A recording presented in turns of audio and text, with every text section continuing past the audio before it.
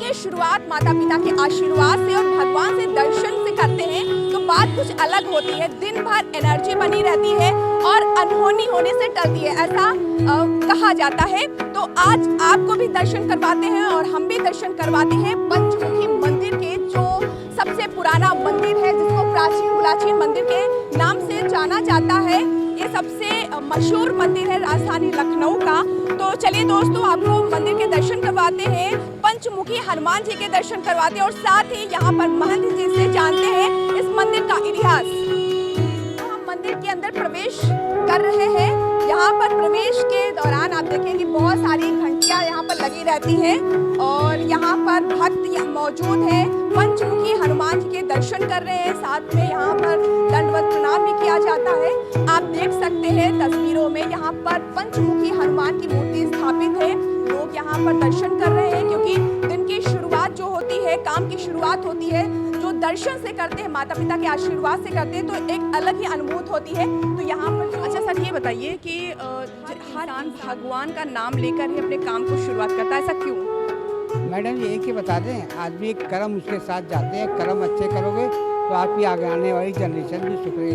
मैंने ऐसे ऐसे घर देखा जो जिसका छल करता है वो नहीं तो उसकी जनरेशन, आने वाली जनरेशन का बुरा। संस्कारों में कमी आई है आज के जनरेशन में, बहुत वेस्टर्नाइज हो रहा है कंट्री। कुछ गलत चीज़ों को लोग ज़्यादा ग्रहण कर रहे हैं जो नहीं होना चाहिए। आदमी कोरोना से भयंकर बीमारी क्या आपको बता दें? Can you tell me? HIV का कोई इलाज नहीं है सिवाय तड़प के कोई no treatment at all. HIV सबसे खतरनाक बीमारी है जो बहुत तेजी से फैलेगी क्योंकि इतना सेक्सुअल बढ़ गया है। कुछ गवर्नमेंट भी कोई स्टेप लेना चाहिए और लड़कियों को भी पुजारी जी बैठे हुए हैं, उनसे बात करते हैं। क्या नाम है वैसे आप? संजय दास। कितने सालों से इस मंदिर में? 16-17 साल से हैं। पुजारी जी कुछ मंदिर के बारे में चल ही रहा है ठीक से। क्या किस वजह से यहाँ पर इसका निर्माण हुआ, क्या इतिहास है इसके पीछे, कुछ जाना? निर्माण तो यही था, गुलाचीन एक पेड़ था, उसी नाम से गुलाचीन। भगवान दास जी ने एक झोपड़ी था, उससे महल बनाया है। इस मंदिर का निर्माण हुआ, किसने करवाया है मंदिर के? दास जी महाराज। भगवान दास जी महाराज वो चले गए।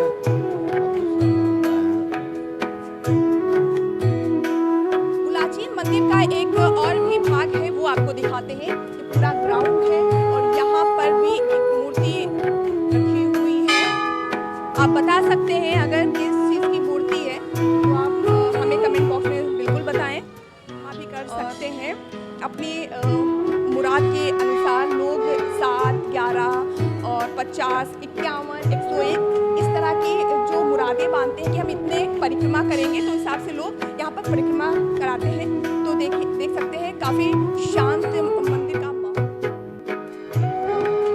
सबसे पहले पंचमुखी मंदिर के बाद जब बाहर आएंगे, यहाँ पर साईं बाबा की मूर्ति है, जिन्हें जानते हैं। ये जो मूर्ति है आप देख सकते हैं, एक बड़ी सी मूर्ति स्थापित है। दान पेटी भी है, अगर अपने अनुसार आप दान भी कर सकते हैं। शिवलिंग, बहुत बड़ी शिवलिंग है और नंदी बाबा है और गणेश भगवान की मूर्ति है, माता पार्वती है और शंकर भगवान है, गणेश लक्ष्मी की मूर्ति है। तो यहाँ पर अलग अलग तरह की मूर्तियाँ रखी हुई हैं। फिर आगे आपको ले चलूँ। यहाँ पर बहुत अच्छा लग रहा है मंदिर, मुझे तो बहुत अच्छा लग रहा है मंदिर में आते हुए। राधा कृष्ण की मूर्ति सबसे किनारे जो रखी हुई है आप देख सकते हैं।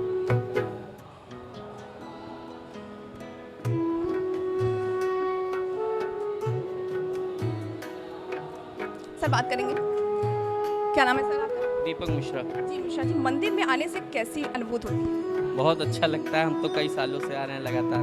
और लखनऊ में ही रहते हैं? हाँ, मैं यहीं खुर्रम नगर में रहता हूँ। तो इस मंदिर की कुछ खासियत बता सकते हैं क्या? ये बहुत पुराना मंदिर है और गुलाचीन का बहुत पुराना है। हम तो 2007 से लगभग आ रहे हैं। जी, हनुमान मंदिर के नाम से जाना जाता है। आपको हनुमान चालीसा आता है पूरा? हाँ सुबह शाम पर, शनिवार और मंगलवार को खास कर पढ़ा जाता है। हाँ हमेशा पढ़ा, हम तो हमेशा लगभग जब मन होता है तब पढ़ते रहते हैं, कोई ऐसा नहीं है, लेकिन यहाँ आते हैं तब भी पढ़ते हैं। आप जब क्या करते हैं आप? मैं उसमें टूरिज़्म बिजनेस में हूँ। जब काम की शुरुआत करते हैं तो भगवान के नाम से ही करते होंगे। हाँ हाँ। भगवान के दर्शन करने आ रही हैं, कैसा लगता है जब भगवान के दर्शन होते हैं? बहुत अच्छा लगता है, पीसफुल फीलिंग आती है। हाँ, बहुत शांति मिलती है। कभी इस मंदिर में आपने कोई मन्नत मांगी हो, मुराद मांगी हो पूरी? बराबर पूरी हुई है, जो मांगा बाबा ने सब दिया। सब कभी कुछ आपने दान किया यहाँ मंदिर में? वो हम लोग करते रहते, दान तो बताया नहीं जाता, गुप्त होता है ना। बिल्कुल गुप्त होता है, करती रहती हैं। हाँ, आते रहते हैं और बहुत टाइम से आ रहे हैं। जो सबसे बड़े वाले महंत जी थे उनके टाइम से हम आ रहे हैं। हम 2003 में अलीगंज शिफ्ट हुए, तब से हम लगातार आ रहे हैं। और लखनऊ में कौन कौन से मंदिरों के आपने दर्शन किए? ऑलमोस्ट सभी। एक जो भक्त होते हैं ना जो लगातार मंदिर में जाते हैं, वो उनको ऐसे ही हम बालाजी हनुमान जी के भक्त हैं, तो उनका शायद ही कोई मंदिर ऐसा होगा जहाँ हम ना पहुँचे हो। अयोध्या से लेके मेहंदीपुर, बालाजी, अयोध्या भी गए? हर साल जाते हैं न्यू ईयर पे हम। बागेश्वर जब से नया निर्माण हुआ इसके बाद अभी नहीं गए। दर्शन कर लीजिएगा। बागेश्वर धाम सब जगह हुआ थे, मेहंदीपुर बालाजी हर साल जाते हैं नियम से। बागेश्वर धाम बाबा के दर्शन किए हैं? बाबा के नहीं, बालाजी के हो गए तो बाबा के भी हो गए। हम तो बालाजी के दर्शनाभिलाषी हैं, बस बाबा तो मिल गया तो ठीक है महाराज जी का, बाकी हम बालाजी के भक्त हैं, हम उन्हीं के दर्शन के लिए जाते हैं और कहीं कोई लालसा से नहीं जाते हैं कि ये चीज़ मिले। अंदर से खुशी मिलती है दर्शन। अपनी शांति के लिए, अपनी खुशी के लिए हम जाते हैं। यहाँ पे प्रसाद में क्या चलता है? प्रसाद यहाँ कुछ भी, आप लड्डू चढ़ाओ, पेड़ा चढ़ाओ, कुछ भी चढ़ाओ, सब कुछ। कभी कभी होता है ना कि मंदिरों में कुछ खास बना दिया जाता है कि आप यही समर्पित कर सकते हैं प्रसाद। कुछ नहीं है, लड्डू है, पेड़ा, आपकी मर्जी, आप कुछ भी चढ़ाइए। हम तो आज कुछ भी नहीं, आज पुष्प लेकर आ गए, देर हो रहा तो विपट समर्पित कर दो। हाँ, खाली बस वो भाव से कुछ भी चढ़ा दो, भगवान तो भाव देखते हैं ना। क्या नाम है आपका? आप कितने सालों से आ रही हैं? मंदिर तो हम लोग बचपन से ही आ रहे हैं, यहीं पास में रहते यही लखनऊ में रहती हैं? हैं। तो पूरे परिवार के साथ आती हैं अकेले दर्शन? पहले फैमिली के साथ आती थी, अब हस्बैंड के साथ आती हूँ। अभी हस्बैंड को काम था तो अभी अकेले आ गई हूँ, मतलब जैसे भी जो। मंदिर में आने के बाद कैसा महसूस होता है? और फिर दिन की शुरुआत तो भगवान के नाम से ही होती है, ज़्यादा अच्छा लगता है। दिन की शुरुआत तो देखिए घर पर ही भगवान का नाम लेकर के होती है, पर हाँ जब भी मौका पाते हैं इधर उधर से गुजरते हैं तो ज़रूर आ जाते हैं। मंदिर में घर में आपने मंदिर बनाया? बिल्कुल। किस भगवान को सबसे ज़्यादा मानती है? क्योंकि होता है ना कि लोग किसी को शंकर भगवान को कोई पूजता है, कोई हनुमान जी को पूजता है। सबसे ज़्यादा पूजा जो होती है वो हम लोग मंदिर जा कर के शंकर जी की ही करते हैं, और घर पर तो दुर्गा जी, सारे ही भगवान रहते हैं।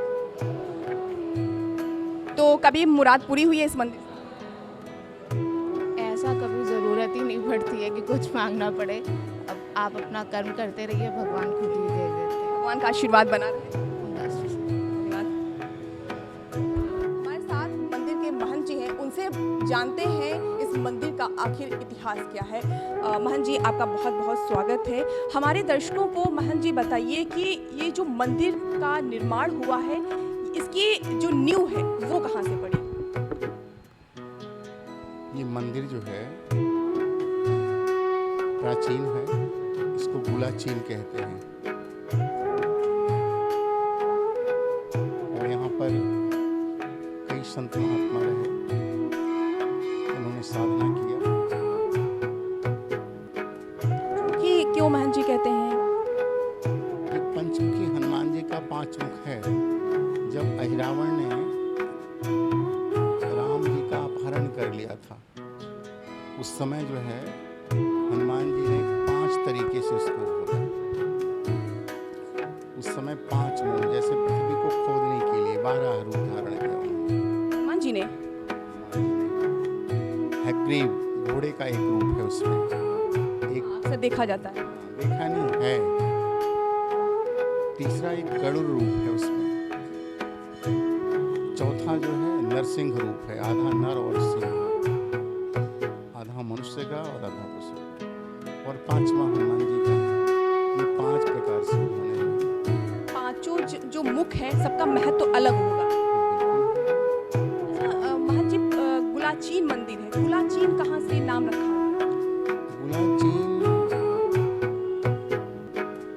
बताते हैं लोग कि पहले जब लक्ष्मण जी के हिस्से में ये लखनऊ आया, तो जैसे भरत ने चरण पादुका लेकर के 14 वर्ष तक इंतजार किया राम का,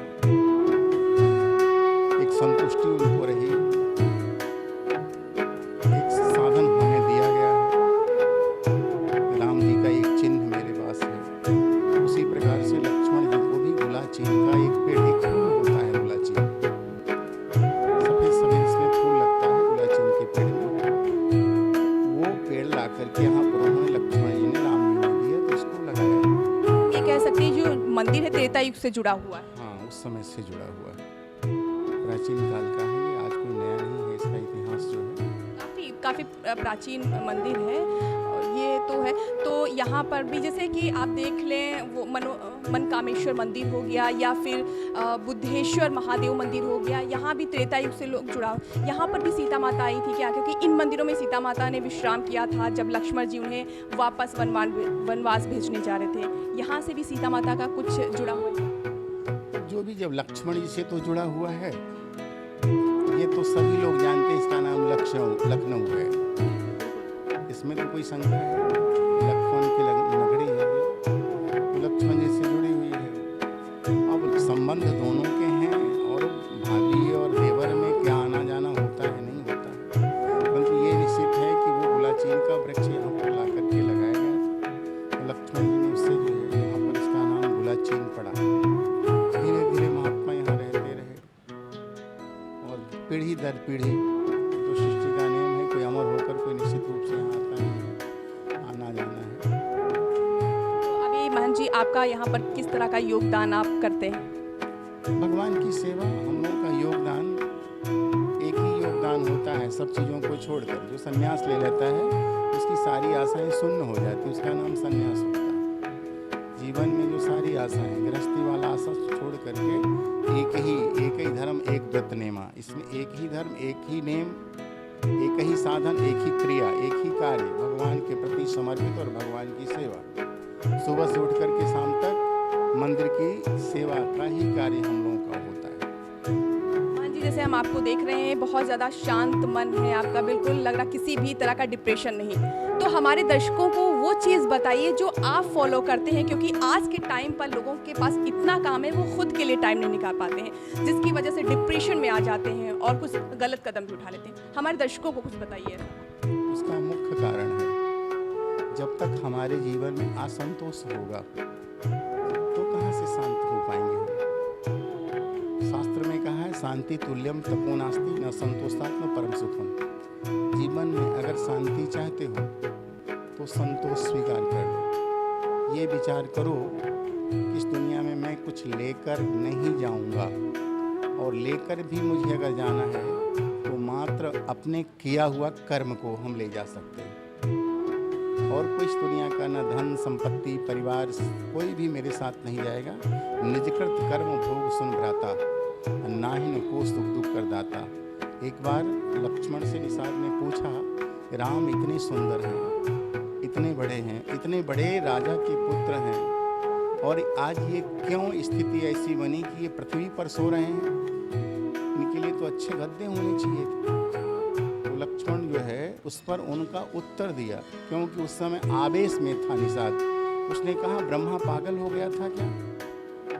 इस व्यक्ति को इतना बड़ा, इतना सुंदर, इतना अच्छा बनाने के बाद भी इसके भाग्य में ये पृथ्वी लिख दिया। तो लक्ष्मण ने कहा, निषाद इसमें रोष करने की जरूरत नहीं, क्रोध करने की जरूरत नहीं। ये निजकृत कर्म भोग सुन रहा था। जो मैं कर्म किया हूँ, जो मैं बीज बोऊंगा, फसल हमें वही मिलेगा। जो बोएंगे वही काटेंगे, दूसरा फसल नहीं मिलेगा हमको। इसलिए निजकृत कर्म, संन्यास का मतलब जब आशा ही शून्य हो गया, हमें किसी चीज़ परमात्मा से मात्र केवल हमारी इच्छा है, लगाव है, तो जहाँ परमात्मा के शरण में जाने के बाद भी हमें असंतोष हो, हम परेशान हों, हम त्रस्त हों, हम दुखी हों, तो फिर क्या भगवान से क्या इच्छा? भगवान के आने के बाद, भगवान के शरण में आने के बाद शांति और संतुष्टि मिल जाती है, अपने आप वो शांत हो जाती है। जैसे नदियाँ प्रवाहित होकर के जब समुद्र में चली जाती है तो स्थिरता हो जाता है, उसे सूखने का डर नहीं, समाप्त होने का डर नहीं, भय नहीं उसको होता है। वो तो अगम है, उसका कुछ पता ही नहीं कितना होगा। एक आखिरी सवाल, आज के टाइम पर जो जनरेशन है उनमें संस्कारों की बहुत कमी है। आप देखते होंगे पहले के जो बच्चे थे वो पैर चरण स्पर्श करते थे, नमस्ते करते थे हाथ जोड़कर, लेकिन आज के समय में देख रहे हैं सिर हिला रहे हैं और घुटने तक आ गए हैं। क्या ऐसा चीज़ किया जाए कि फिर से वो संस्कार आज की जनरेशन में हो? क्योंकि आप महंत लोग हैं, अच्छे से बता पाएंगे और आपके लोग सुनेंगे भी। उसके लिए मेन चीज़ जो है, संस्कृति का परिवर्तन किया किसने? हम लोगों ने किया। हमारे माँ बाप इतने बच्चे से स्नेह करने लगे और पाश्चात्य सभ्यता का जो है शिकार हम बन गए। हम अपनी संस्कृति को भूल गए। हमारा ड्रेस क्या है, हमारा आहार क्या है, हमारा विचार क्या है, हमारा कार्य क्या है, इससे हम बहुत दूर हो गए। तो उसके लिए सुधारने के लिए, बच्चों को सुधारने के पहले जब हम सुधरेंगे तो हमारे बच्चे सुधरेंगे। हम केवल कहते हैं कैसे सुधरेंगे, परंतु पहले जब हम सुधरेंगे ना तो हमारे बच्चे भी सुधर जाएंगे। पहले तो हम अपने आप को सुधारें, तब दूसरे को सुधारने का सुधर जाएगा। और मैं सिगरेट पीता नहीं हूँ, लोगों से कहूँ सिगरेट मत पियो तो प्रभाव पड़ेगा, और मैं सिगरेट पीऊँगा और दूसरों को कहूँगा सिगरेट मत पियो, वो सोचेगा एक बार, क्या करेगा, विचार करेगा, क्या बात है भाई, ये पीते हैं मुझे मना करते हैं, या शायद मुझसे देखकर जलते हैं इसलिए मना कर रहे हैं, इसमें कोई फ़ायदा है तो ये पीते। अगर गलत होता तो ये क्यों यूज करते, क्यों पीते, अगर नुकसानदायक है तो इसलिए हमको स्वयं छोड़ना पड़ेगा, हमको स्वयं साष्टांग पढ़ना पड़ेगा। तो संस्कृति को लाने के लिए हमको स्वयं सुधरना पड़ेगा, तो हम सामने वाले को सुधार सकते हैं। और हम करें नहीं, उपदेश मात्र हम देना जानते हैं, दूसरे को हम ज्ञान देते हैं ये काम गलत, और स्वयं हम करते हैं। बिल्कुल, उस पर हम कभी विचार नहीं करते। हर व्यक्ति अपनी गलतियों पर ध्यान नहीं देता है, मात्र दूसरों पर देता है। जिस दिन व्यक्ति अपने आप के ऊपर स्वीकार कर ले कि मैं गलती कर रहा हूँ, गलत हूँ, गलती कर रहा हूँ, तो दूसरे को सुधरने में देर नहीं लगेगा। क्योंकि जब हम किसी को कहते हैं ना तुम गलत हो, ये उंगली जब उसके तरफ हम उठाते हैं तो 3 उंगली संकेत हमारी तरफ करता है कि तुम सोचो, ये तुम्हारे ऊपर सोचना है कि तुम एक बता रहे उधर, परंतु 3 तुम्हारे तरफ बता। इसलिए कबीर ने कहा बुरा जो देखन मैं चला, बुरा न मिले कोई, और जो दिल ढूंढा आपनो तो मुझसे बुरा न कोई। ये संसार का नियम है कि पहले हम सुधरें तो सारी दुनिया हमारी सुधरने लगती। तो हम ही नहीं सुधरते, हम स्वयं नहीं करते, इतना हमारे पास अहम की भावना हो गई है। हम अपने आप में जो है समझते हैं कि हम क्यों छुएं, परंतु छूने से क्या लाभ है ये उनको पता नहीं है, तो वो मजबूरी में वो घुटना छू लेते, ऐसे कर लेते। जो अंगूठा होता है इसका कुछ अलग ही महत्व क्यों नहीं, अंगूठा के देवता विष्णु भगवान होते हैं। पैर छूने का प्रथा जो है भगवान विष्णु से, हर एक 10 इंद्रियाएं हमारे शरीर में हैं, और 10 इंद्रियाएं के देवता कौन है, कान का देवता कौन है, नाक का देवता कौन है, आँख का देवता कौन है, गुदा का लिंग, इस सब प्रकार से सब देवता हैं।